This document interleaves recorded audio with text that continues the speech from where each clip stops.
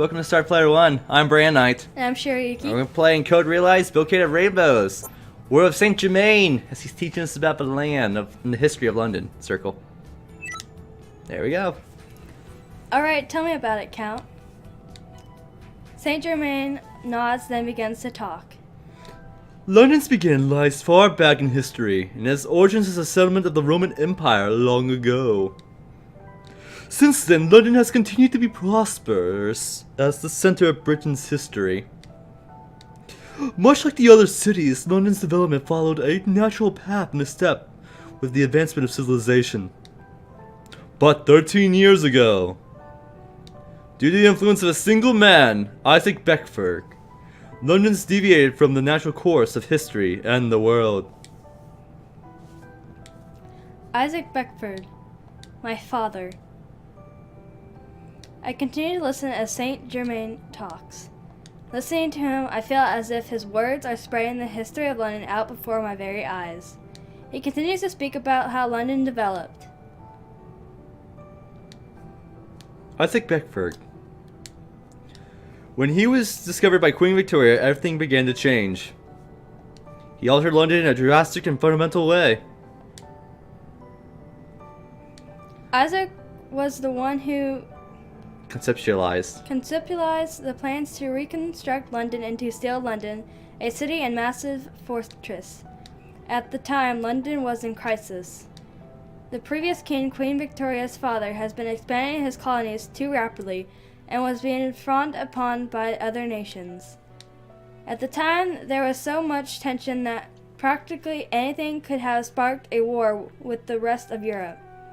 What prevented the war from breaking out? It is said that Queen Victoria and Isaac's motives in rebuilding London were the main force behind preventing the war. Victoria wanted to make a declaration to the other nations of the world. Starting an armed conflict with Britain would not go well for them. She needed to flaunt Britain's strength. And so Steel London, based on Isaac's invention of Neo steam engines, needed to be a symbol of British military power. The huge outer walls surrounding the city and the multitude of gun turrets atop it make the city both a fortress and a symbol. Victoria invited representatives of every invited representatives of every country to London and held a World's Fair once reconstruction was complete. Many experts say her intention in displaying her military might was to try to stop the possibility of a world war. What stands out here is that for some reason, Isaac Beckford disappeared at some point during London's reconstruction. My father disappeared? The city before my eyes was created by my family, whom I have yet to meet. This is very strange to me. I cannot understand why Lupin wants to search London for Isaac. He has left too many footprints here, perhaps too many, one might say. A while later, we leave the accessway behind us and walk together. As we go, Saint Germain continues to tell me London's history in detail.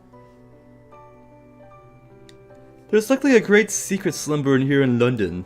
Yes, something that turns its back on even God's teachings. Saint Germain falls silent as if absorbed in contemplation.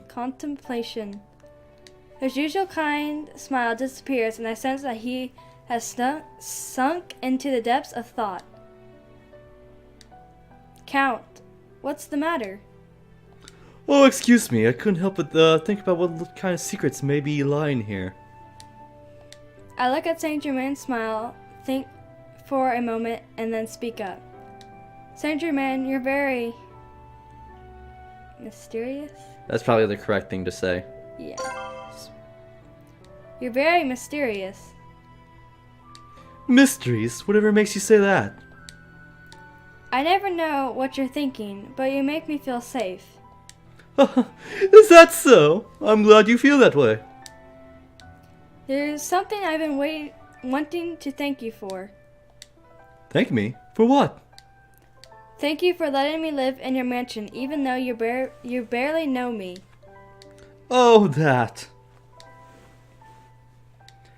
I would have assumed you understood that I welcome any person who amuses me. After all, I let a known thief stay there.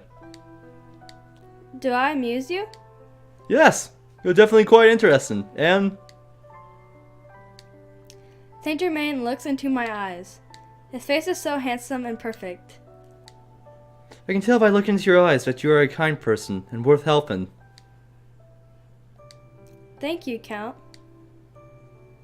I feel a little awkward and avert my eyes as I reply. For a while after that, we walk around the city and talk about many different things. When the sun is high in the sky... Let's get going, Miss Shirayuki. Where are we going now? It's almost time for lunch. I've been looking forward to a meal together, just the two of us. You have? Why? There is not a gentleman alive who does not look forward to a dining with a beautiful lady. Beautiful lady? Thank you, Count. Even if you're just being nice, it's kind of you to say. I'm hardly just being nice. Please, let me escort you. Saint Germain holds out his arm and I take it. The afternoon soon carries a gentle breeze with it and low clouds pass shadows above. I walk alongside the Count into the city. Lord bless this meal which we are about to receive. Please forgive us as this meal is consumed for us sinners, body and mind. Let's eat. Breakfast begins with the Count praying as it does every morning. Lupin, Van Helsing, Victor, Impey, and Saint Germain, and me and Sissy. These meals with 6 human faces and 1 canine face have become familiar to me. This sounds really good. I know, right? I made a new dressing to go with it. I was trembling with emotion when I first tasted it. I think I'll say this every time we eat, but I can't believe someone as crude as you managed to create such delicate taste. Why don't you always have to attach an insult to a compliment? You have some kind of mental disorder or something? Oh, Impey, everyone speaking with you is compelled to add such a soup con of cynicism to their words. Ah, I see. So it's my fault people talk to me like that way. That's what I thought. You too, Count St. G. What's that supposed to mean? Keep this up and I'm not cooking anymore.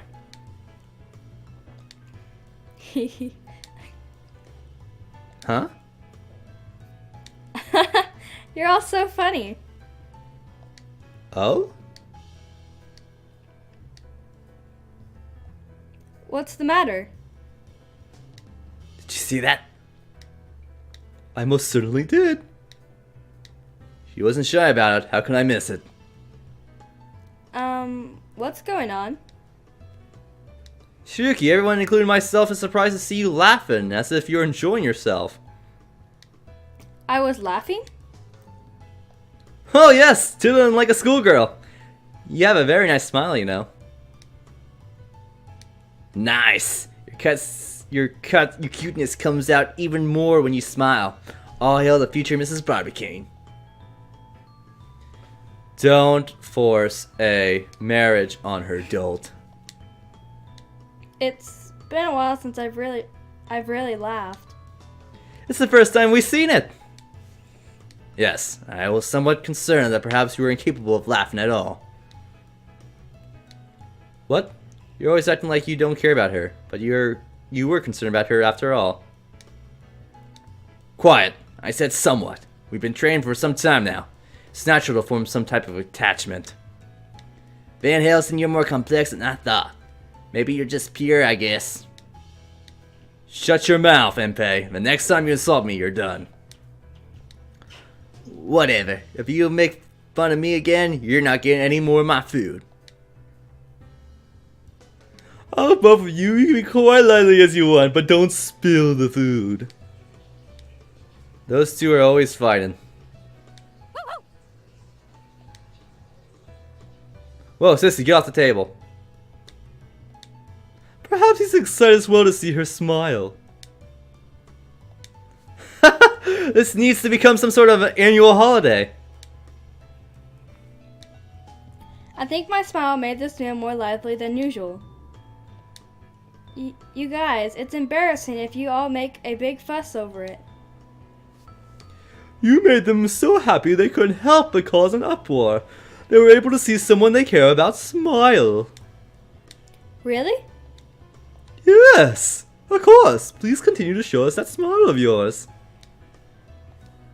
I'm sure it'll happen again when I'm having so much fun with all of you. At this, everyone else looks around and smiles too. We talk for a while, then... By the way, Shirayuki, how's your training? Is it going well? Lupin looks serious. Not as well as I like. The more I train, the more I see parts of me that need improvement. That's good. It's proof that you're growing. Yes, I'm astonished by how quickly you pick up things and your physical abilities. Having some confidence won't hurt you. Are you sure that's good to hear? Yeah, have more faith in yourself. I guarantee you'll be doing just fine. Everyone's words make me genuinely happy, and I nod to everyone in return. So you're at the point where everyone acknowledges your skills. This might be a good time then. Lupin looks around and grins. Gentlemen and lady, this gentleman thief, Arsene Lupin, has some amazing information to share with all of you. It's time for us to act. We fall silent at Lupin's words, waiting to hear what he says next. And he says something that none of us could expect.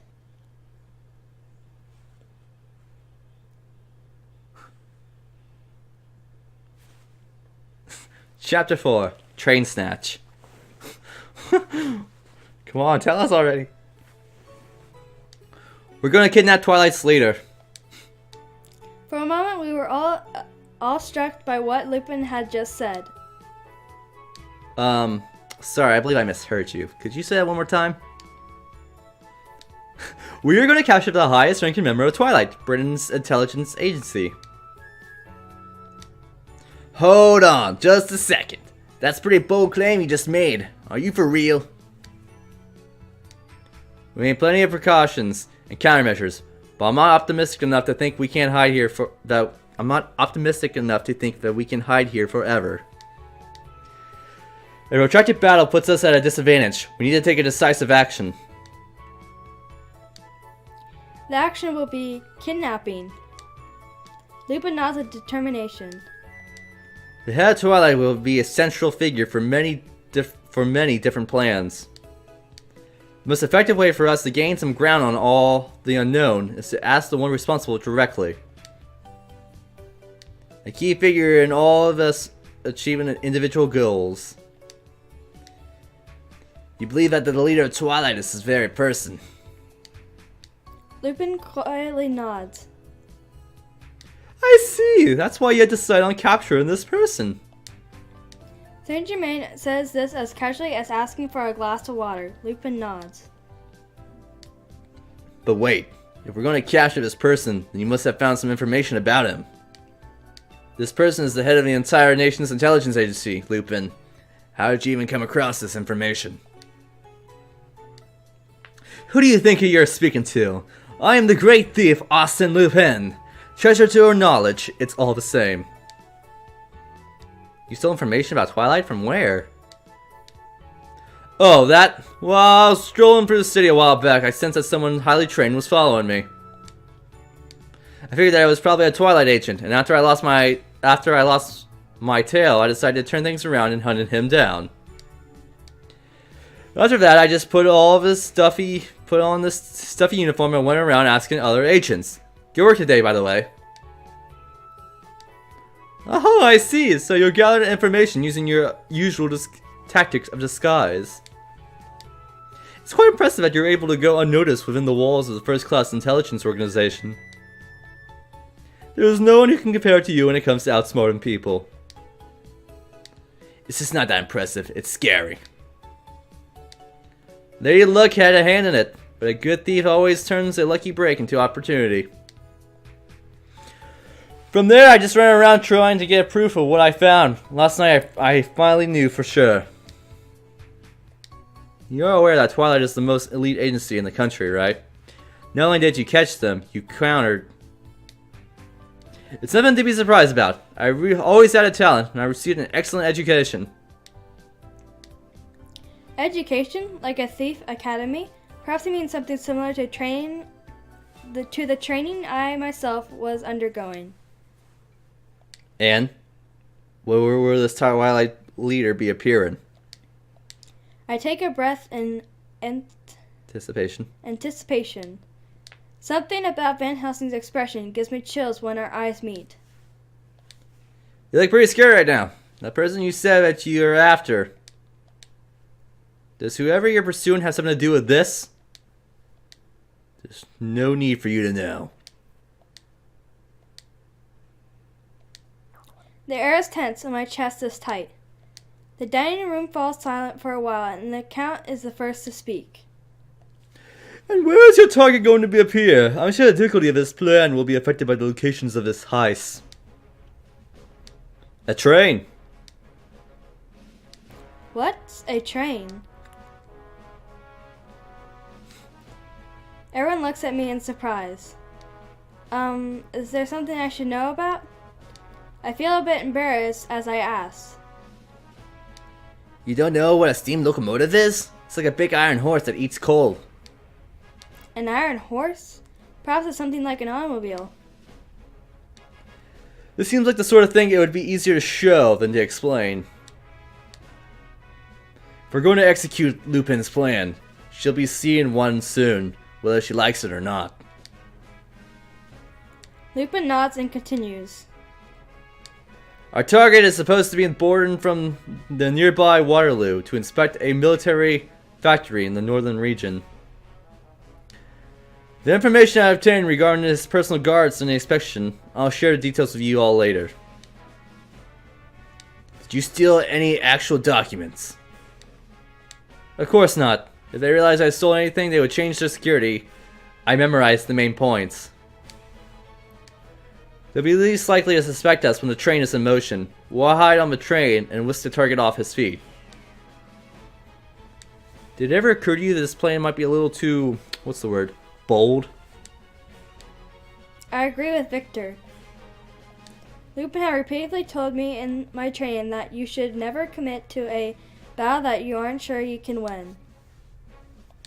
I think it sounds rather fun. This is the plan you're going to be execute. I will help in any way I can. Fun? Although you say their guards will be down. We are up against great odds. I feel that our chances of victory are slim. How in the world are we going to steal someone off a moving train? Are we just going to drive off a speeding locomotive? Don't worry, I have an idea. We should split into two groups. The first will create a distraction on the train, while the second makes the capture. If we use the railroad, there is a way to escape with the target by using the branching lines on the railway. Arsene, your plan to steal the entire train car. Your plan is to steal the entire train car itself, is it not? The entire train car? A bold idea. Huh, this gets more interesting by the minute. Whoa, I didn't think you actually figured it out. Basically, yeah. It's exactly what Van Helsing said. Once we hit the targets, it's a piece of cake. We'll have an automotive waiting by the railroad and hop in it for our getaway. It's not that it isn't dangerous, but there is definitely a chance we can win. What do you guys think? Are you guys in? I think it's a little too hasty. I say it's worth the danger. I'll lend you a hand. I'm against it. The risk is too big. I'm fine either way. I'll go with whatever you decide. You're going to help, Count? Yes, of course. How rare is it for us to have an opportunity to enjoy our outing together? Count, I don't think this is a very accurate description of the situation. This is a good plan that solves several of our problems at once. Shirayuki, what do you think? Me? Okay, we need to... Oh. I think we have to do something. I agree. Yeah. I agree with Lupin's plan.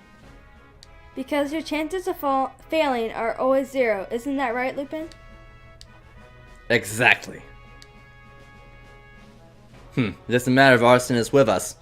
I can accomplish this on my own. I think it's a bit of a stretch.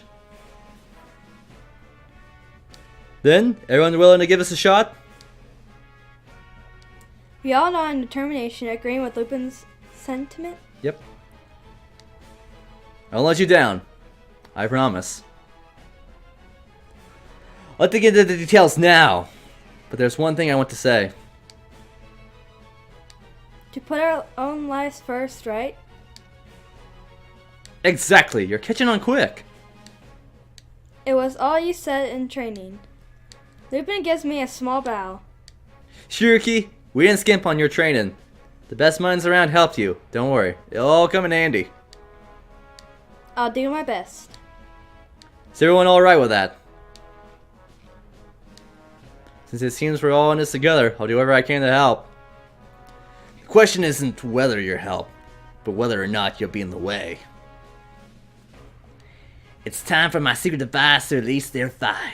Just leave it to me.